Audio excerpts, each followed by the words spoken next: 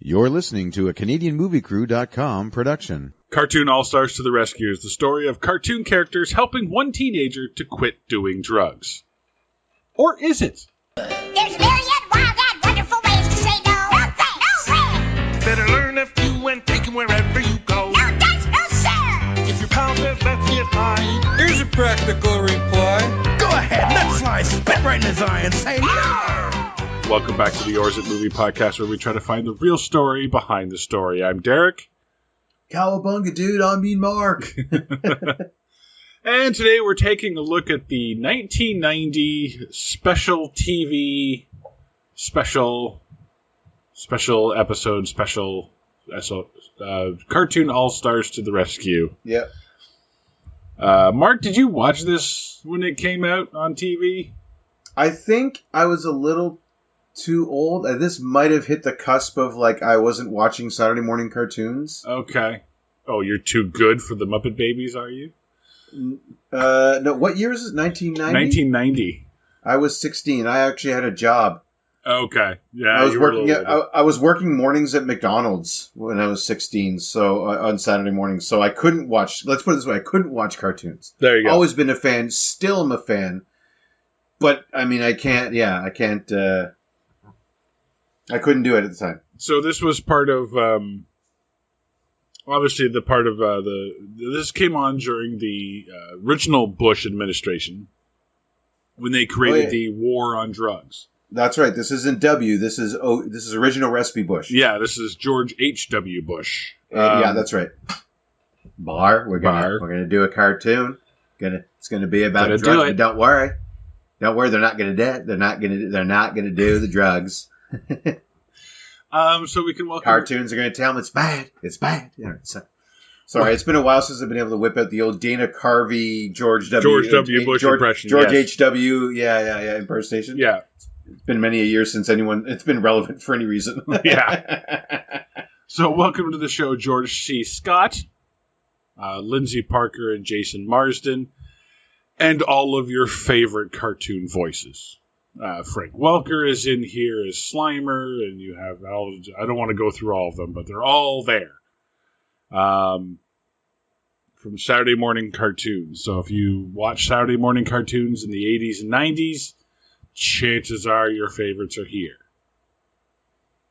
Yes. I'm sorry. The Jason Marsden, like no relation to James Marsden, eh? I'm guessing.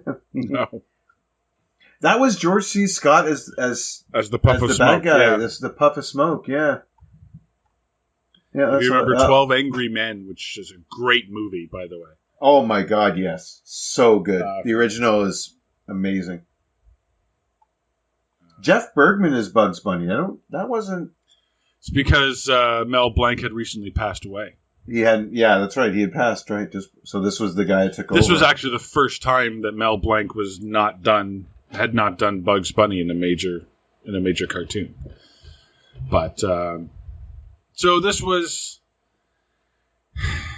their attempt to get kids not to do drugs.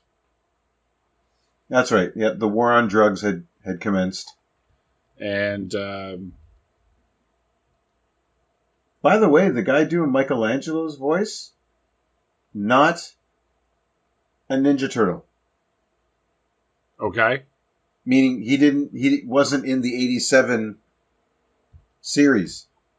Oh, it's pretty close.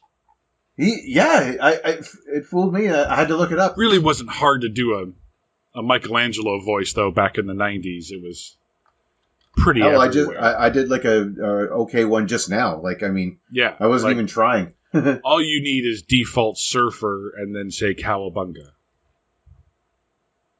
Yeah, exactly. Yeah, not stoned California surfer. Oh, you know what? I'm sorry. I digress. His IMDb betrayed him.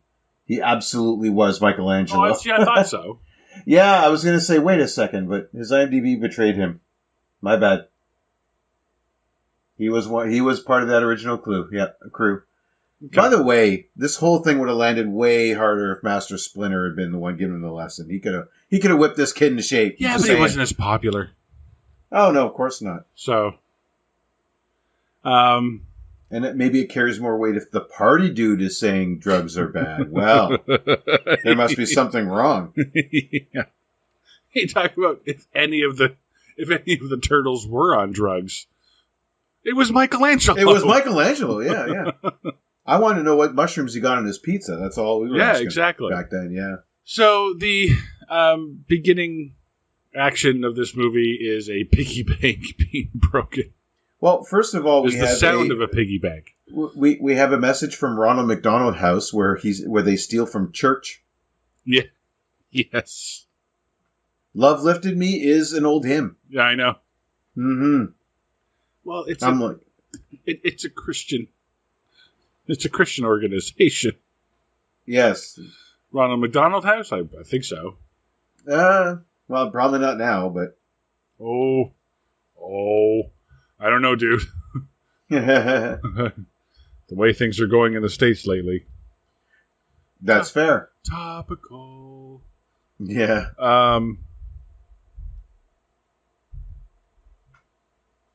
Then, of course, we have George H. and Barr giving away the plot.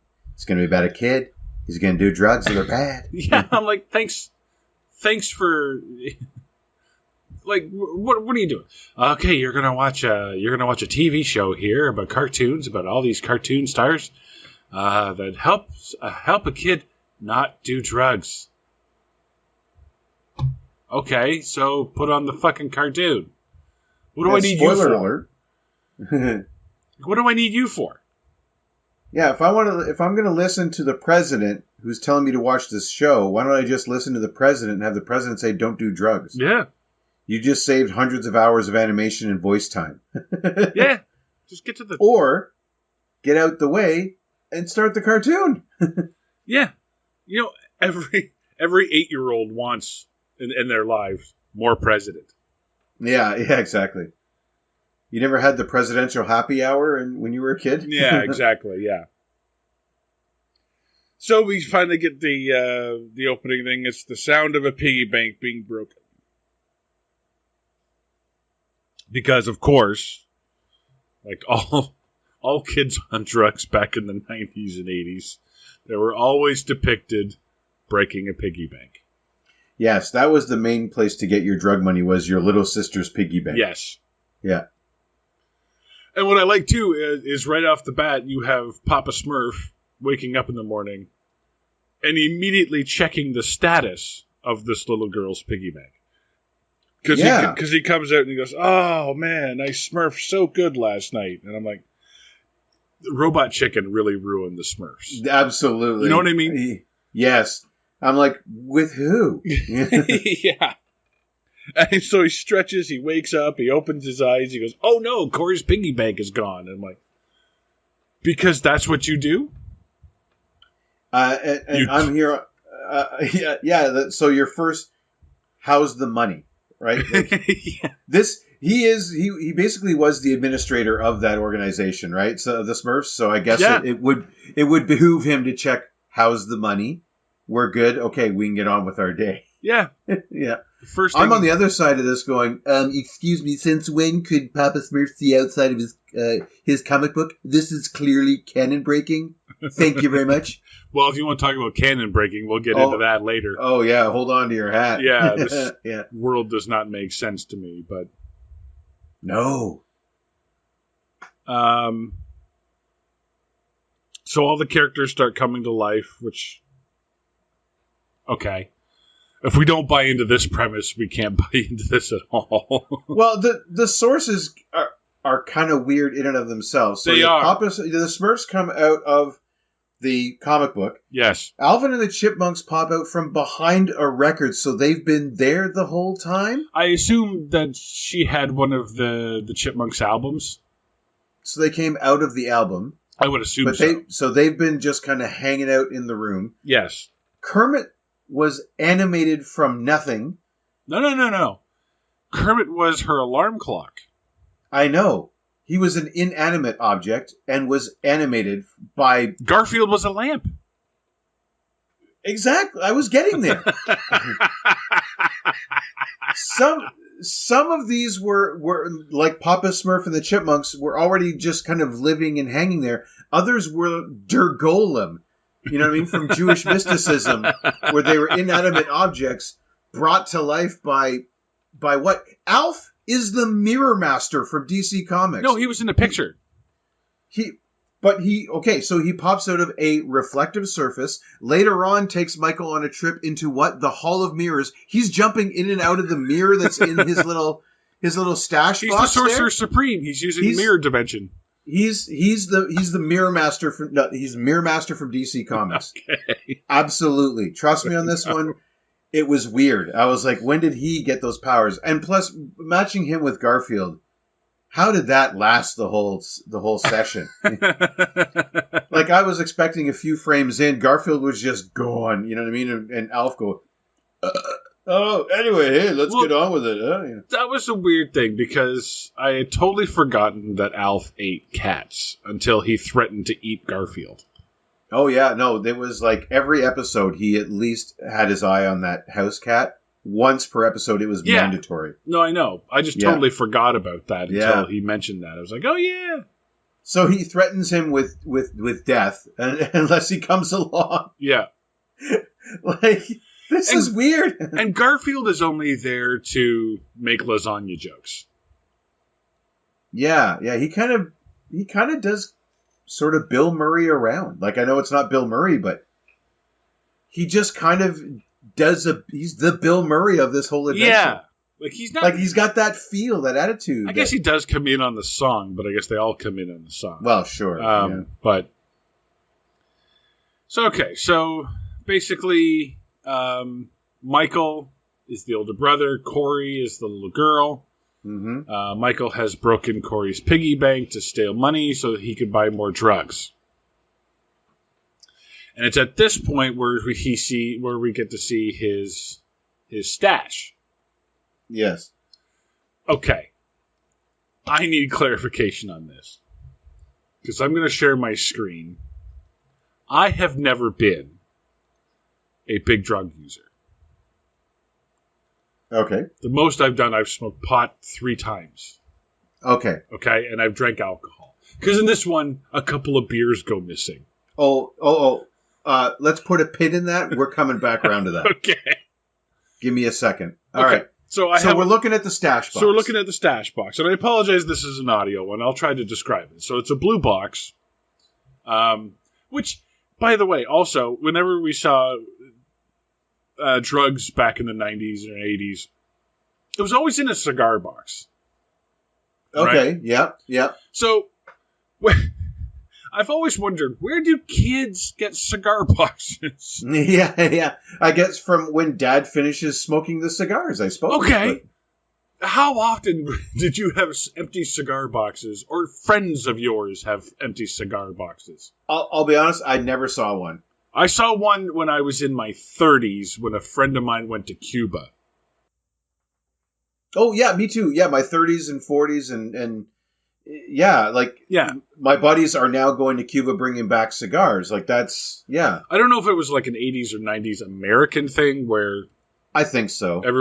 Dads just smoke cigars by the box. Well, it's a huge deal, or at least it was back then, because of the embargo. It was technically illegal to have them. So if you had Cuban cigars, that was a status symbol because it means that you had connections. Yeah, but you don't need to necessarily get Cuban cigars. You could just get cigars in a box, right? No, like Dominicans or... Yeah. Oddly enough, apparently Canada was a pretty good pipeline for that because we didn't have the embargo, so we would buy Cuban cigars. Then Americans would come across the border and buy them and take them back home. Yeah. But here's my thing. Okay, so the joints up here and the... Okay, first of all, the joints there are brown. Every joint I've ever seen rolled is in white paper. I figure it's a blunt. Oh, the Philly blunt? Yeah.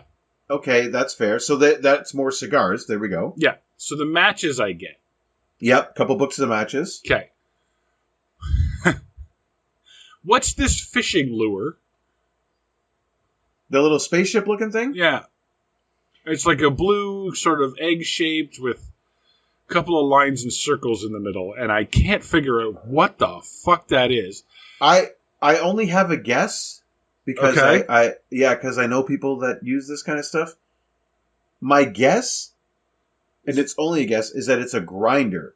That's the grinder? Okay. I've never seen one that looks like that. They're Yeah. usually circular, Usually.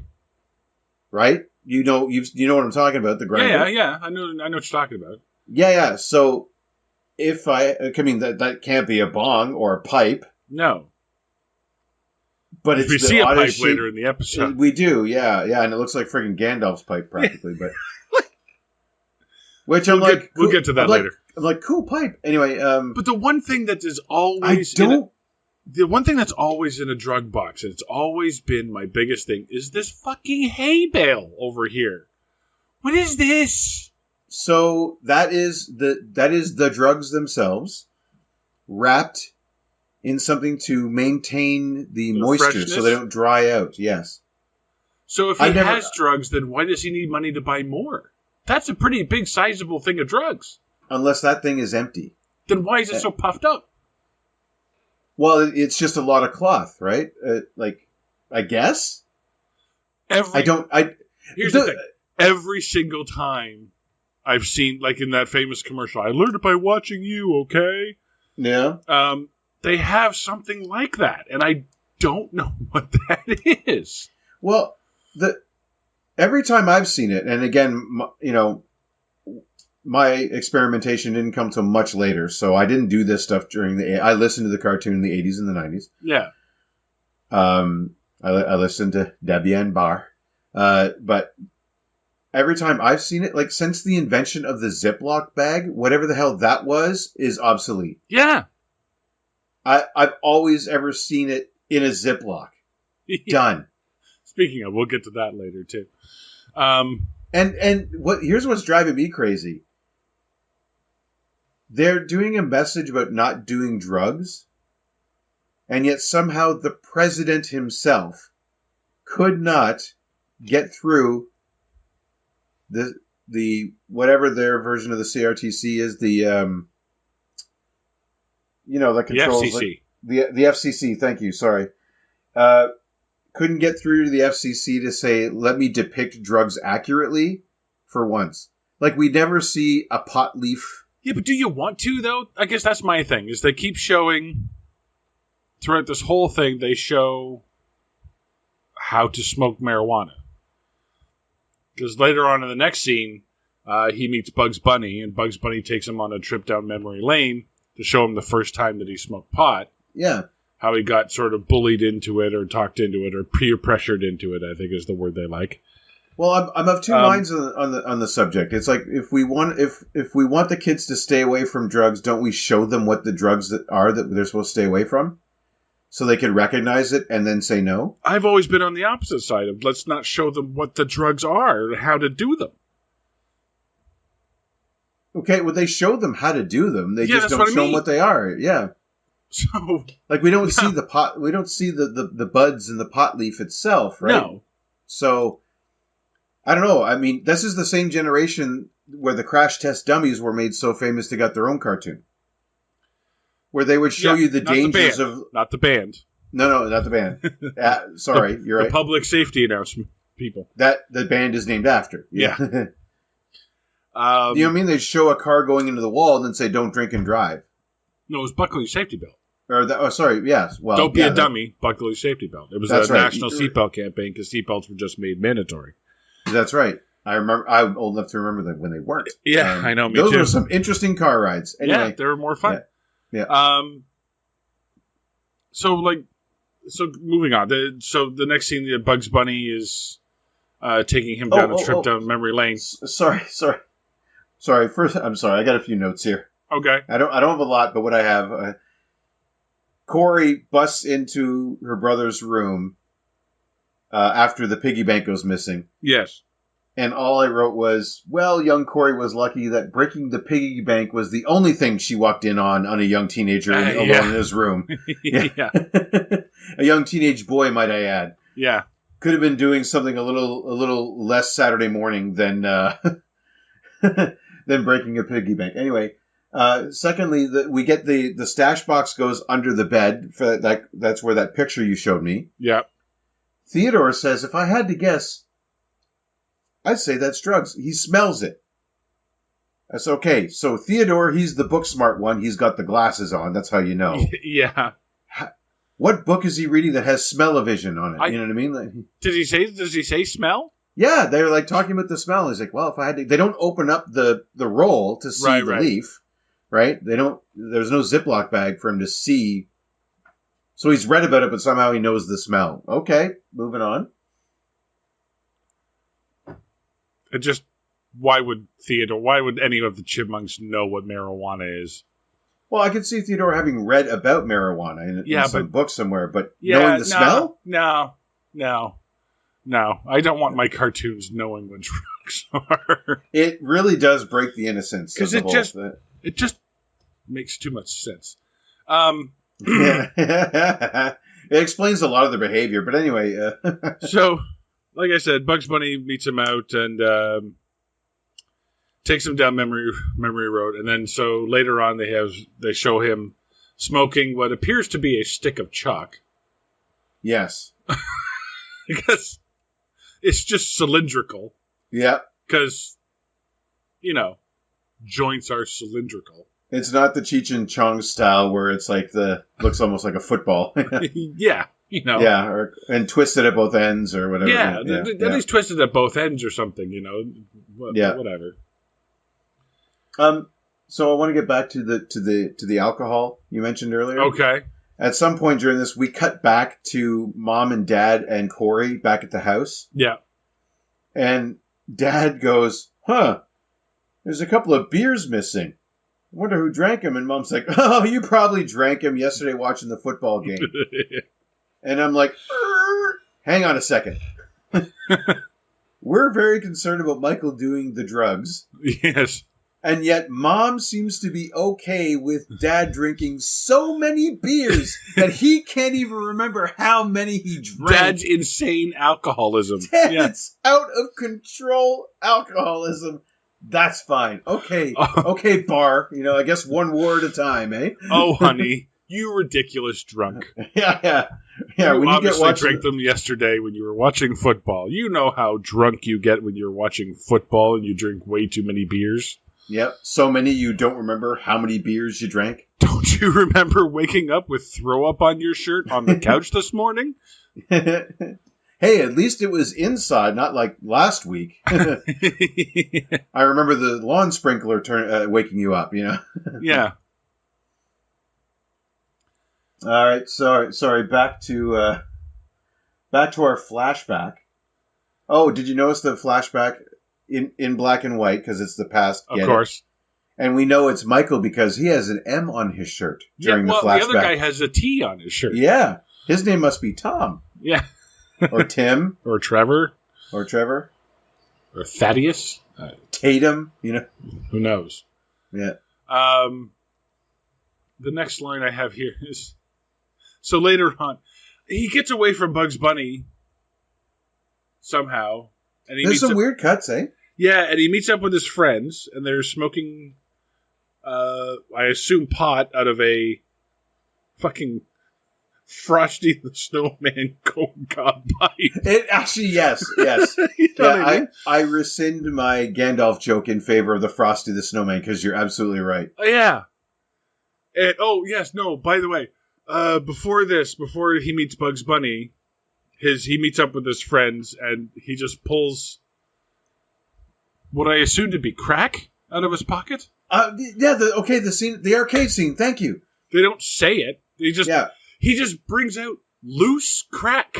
I didn't catch what he said. Do you have it there? No, he doesn't say what it is. This is the good stuff. The good stuff. I missed that. Okay.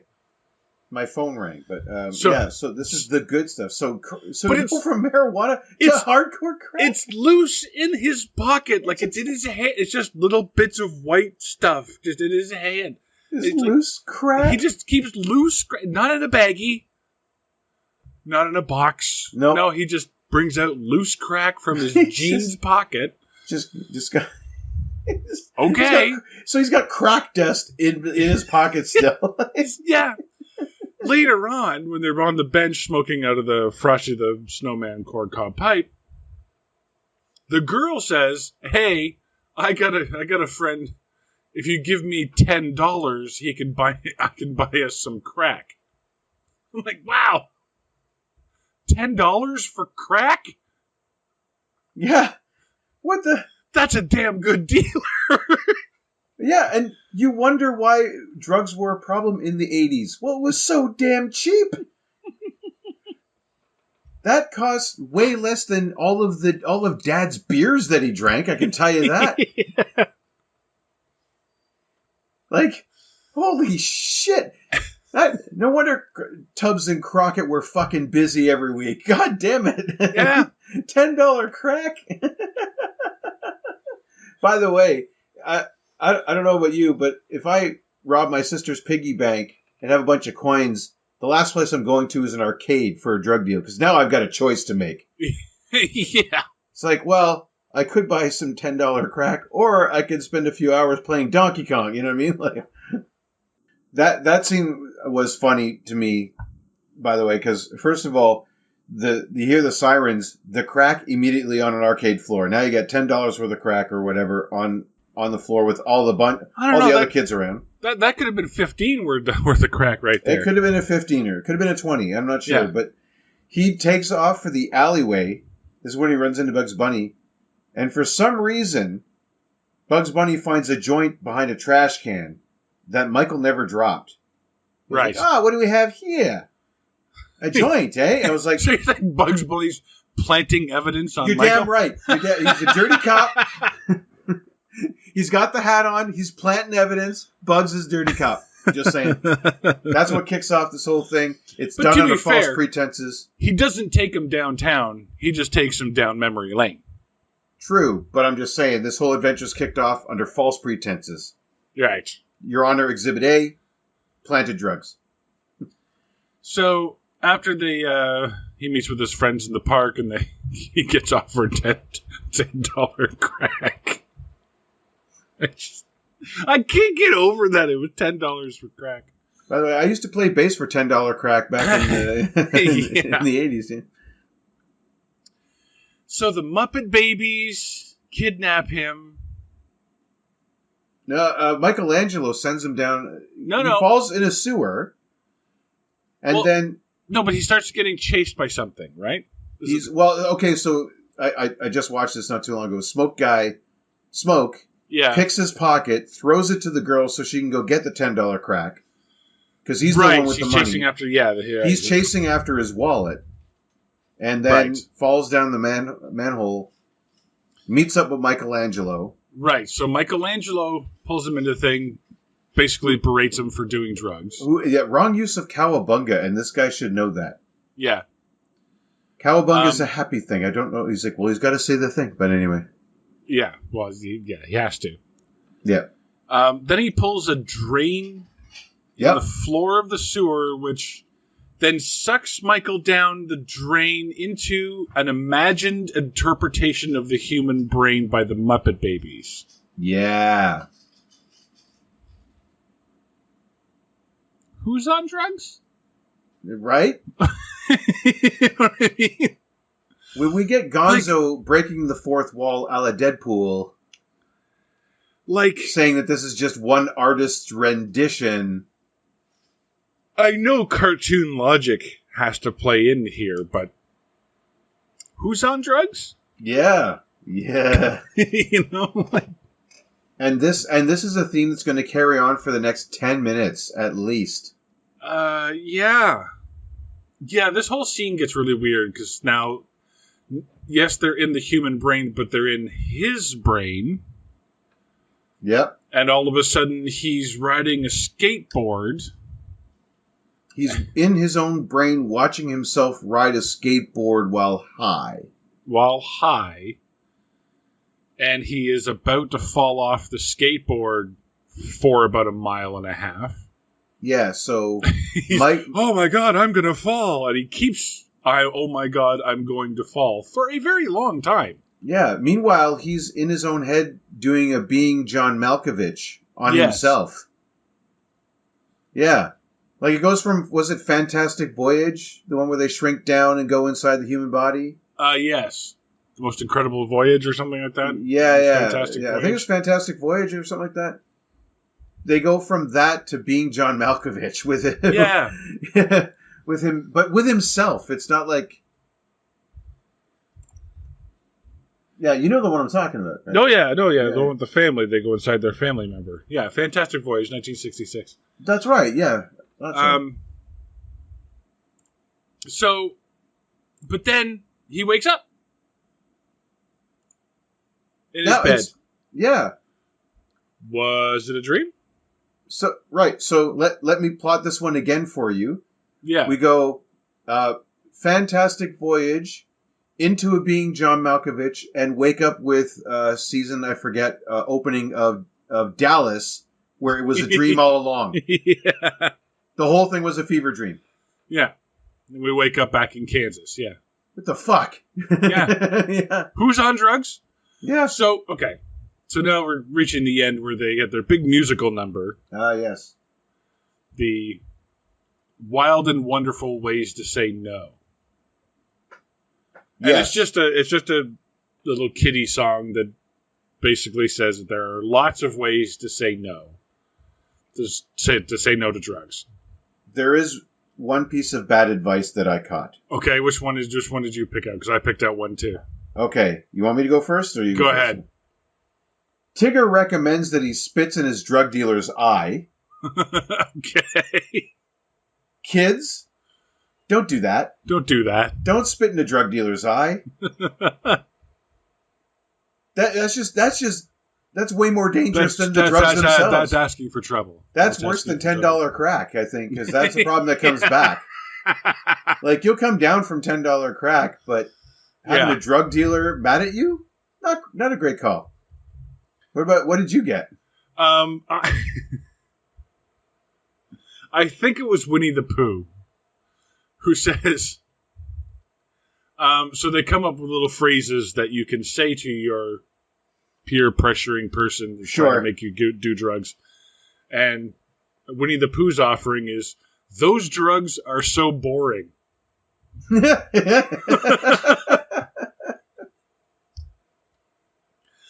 I'm like, probably not the best one. Like, hey, I've got a ball game. Oh, I got to help my sister with my homework. Oh, I'm allergic. I'm allergic. That kind of thing. That works. Hey, man, do you want some pot? Those drugs are so boring. Yeah. No. If I may quote a character from Brooklyn Nine-Nine who is a drug dealer, he's like, man, don't call me a drug dealer. Drugs deal themselves. I just sell it, like... Like, look, drug pusher. That's it. He said, I'm not a drug pusher. Drugs push themselves. Yeah. Yeah. Like, I've turned down drugs many times in my life, and it's pressure, sure. I've been pressured, but just saying no works. Yeah. Say no, thanks. Appreciate it. No, I don't need it. Thanks. Just say no. No, that's true. Just say no. And let's face it, the person that you're talking to most likely will immediately think, great, more for me. Yeah, wow. So they're not going to push that hard because they thought they were going to have $5 worth of crack, but now they've got the whole 10. You know what I mean? So great, more for me. You can tell Mark's what side of the issue Mark's on. Well, no, I'm just equating it to like if I offer someone a beer and they say no, now I've got another beer. Yeah. Fair enough. I'm with Dad, I guess. Is what I'm saying. You're with Dad on this one. I'm on the couch watching the football game with Dad. Yeah, we're getting. You want to know who drank those beers? I did. That's yeah. The only other note I have here is by the end of it, it gets a little preachy. Okay, now I'm sorry. I got to take umbrance with that. Well, the whole goddamn thing is preachy. The whole thing is preachy. I get that, but that's the point. We've got the preacher introing it. But after the song, each character comes out and just basically berates him. You're going to be a fool if you do drugs. There's nothing cool about doing drugs. You're going to die if you do drugs, and it's like the worst intervention possible. And yeah, I've seen this show where they get like too aggressive. Yeah, it's not supportive, and they just start berating the person that's got the addiction. Yeah, exactly. Like some of them I think were okay. It's like, oh, you're better than this. You can, you can be what you want to be, stuff like that. But yeah, some are like, you're a piece of shit. Yeah. Like, whoa. It's like, Kermit, what are you doing? Calm down, man. Like, Yeah. So that's all I've got for this. You got anything else, or? no, because my Mirror Master thing I kind of moved up earlier when we were talking about their intros, but yeah. But this kid does have the worst marijuana trip that I've ever seen or heard about. I've never heard anyone describe. I know some guys that have done, like, they're like career long drug users, and no one's ever described what this kid goes through. The whole amusement park with the saw blades and. Yeah, I'm pretty sure marijuana is not a hallucinogen. It's not a psychedelic. Yeah. Like, I've never heard of that before. It's obviously it's cartoon logic, but I mean, you have, and how many times do they show him as a dead body? Like, that's the thing. There comes a point right around the amusement park stuff. It's like, oh, this is where they ran out of ideas and really had to start stretching to meet the time requirements. Yeah, this is where they slam dance into their reefer madness phase of this program. Yeah, I mean, we get Daffy showing him his future, and he's a dead body, and it's all shriveled and mummy looking, or zombie looking. Alf takes him into the mirror, the Hall of Mirrors, because he's the Mirror Master, and shows him what himself with the disheveled zombie looking look. You know what I mean? Like, yeah, they hit that imagery a few times. And like the roller coasters have Huey, Dewey, and Louie's face on it, and they start attacking him. Yeah. And it's like, well, are you trying to get him off the drugs, or are you trying to force him off the drugs? Or and also not watch Saturday morning cartoons, because they got surprisingly aggressive. Yeah. So, a few things on this movie.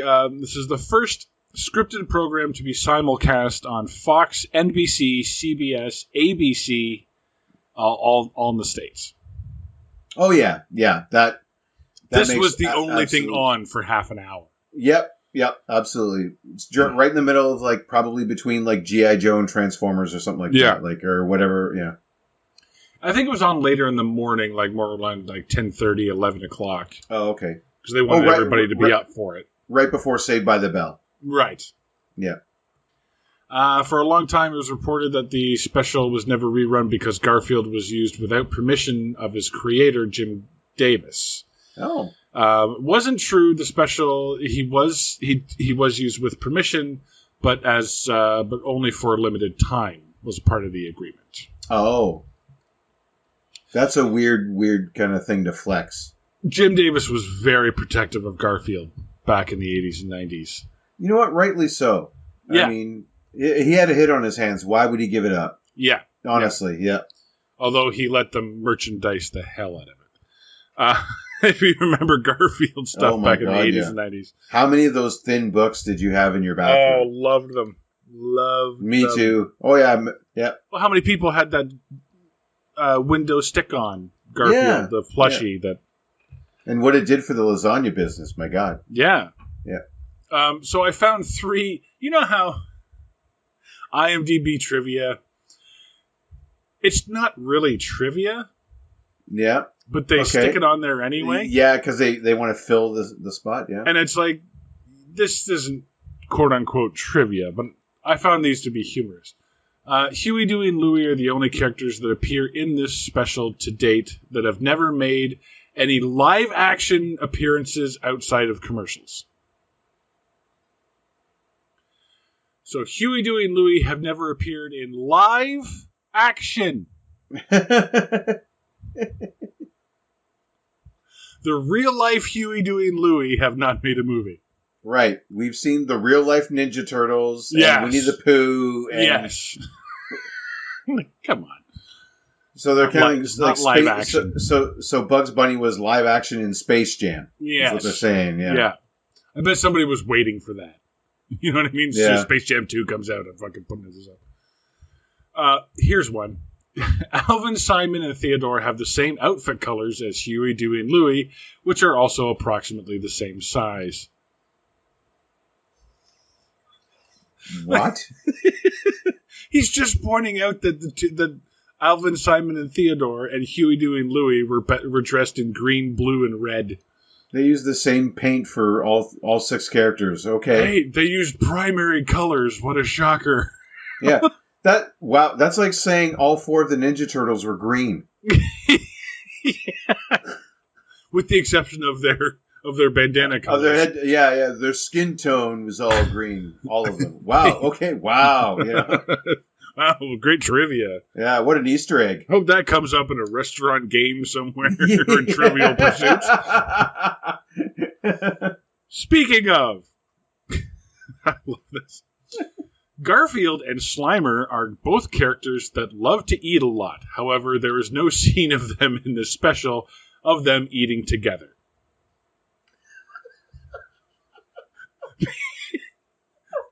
Because why would there be? It's about drugs. This isn't like tip your waiter. This isn't tip your waitress lesson, you know? Like, fucking duh. Like, whatever. There's no scene of Garfield eating anything. So what? Yeah. Slimer eats a lamp or something like that, but that's it. Like, Yeah. Alf, I should put up there on IMDb trivia. Alf is from another planet, but he's only depicted as being on Earth in this special. yeah. Alf in the show Alf threatens to eat the house cat. He also does the same to Garfield. Yeah. Now you're just stating facts. Like that's not trivia. Like, that's not going to go. You know, what 3 characters have the same colors as Huey, Dewey, and Louie? And shut up. But anyway. the Jim Davies one, that's trivia. Yeah. The part about the limited time contract or whatever, their agreement. Yeah. Yeah. That's trivia. That's trivia. This isn't trivia. Anyway. As always on this show, we try to find the real story behind the story. Mark? Well, since I didn't see it the first time around, or maybe I did and just forgot about it because I wasn't doing drugs back then. Right. Now I kind of want to get high and watch this thing. I think it'd be quite a trip. So I'm just saying, like, that's the real story. Is that they might have like steered people to drugs because that might be the only way to make sense of some of the things that happen is if you get high and watch it. Mine is somewhat similar. Mine is, or is it proof that if you want your childhood cartoon heroes to come to life, do drugs? Yeah. That's true now. I'm actually disappointed now that when I have tried marijuana, Michelangelo never came and talked to me. He never said shit. I could have been having deep discussions with Master Splinter and Bugs Bunny. The only reason they came to life is to tell him to stop doing drugs. So if I do drugs, they're going to come to life and tell me, okay. I would imagine it probably will happen if you do the right drugs. Maybe. You know, mushrooms. Like mushrooms or something? Yeah. Acid, maybe? Fentanyl? I don't know. Ecstasy? I don't know. That's when we need him to come back now. Hey, your fentanyl's cut with ketamine. Hey, you know, like, but here's something. Corey? Yes. Does have an active relationship with Winnie the Pooh. Yes, Winnie the Pooh. Well, Winnie the Pooh is her stuffy, right? But talks to her. Only once, because this is the first time. What drugs is she doing? That's another thing, yeah. Because Winnie the Pooh comes to life and talks to her. Although she doesn't see Slimer when Slimer first appears and shines a spotlight on the missing piggy bank. No. She sees the missing piggy bank, doesn't see the giant globbing green ghost that's hanging right above her head. Yeah, or the Smurfs that are beside her bed. Or that her alarm clock came to life and started walking around. Yeah. But she's on something that very specifically lets her talk to Winnie the Pooh. I'm wondering now. Contact high, maybe? You know what? I think you cracked it. Okay. Yep. or she got some $10 crack. I don't know. You know, like she got that $10 crack. It's so damn cheap. Can't believe $10. Maybe I'm wrong. Maybe that's just. I don't know what the going rate was in the 90s for crack. I have no I was idea. nowhere near that scene, so. I can't imagine a tenor would do it. But But then again, I mean, I don't know. gas used to be less than 50 cents a liter, so what can I There say? you go. Yeah. All right, well, that's going to about do it for Cartoon All-Stars to the Rescue. I'm Derek. I mean, Mark. Join us next time. We'll take a look at the story of a small boy who meets and makes friends with an annoying, entitled, woke, politically correct, and social justice idealist alien in E.T. the Extra Millennium. Be the first one on your block to say. Forget it, Doc. Hey,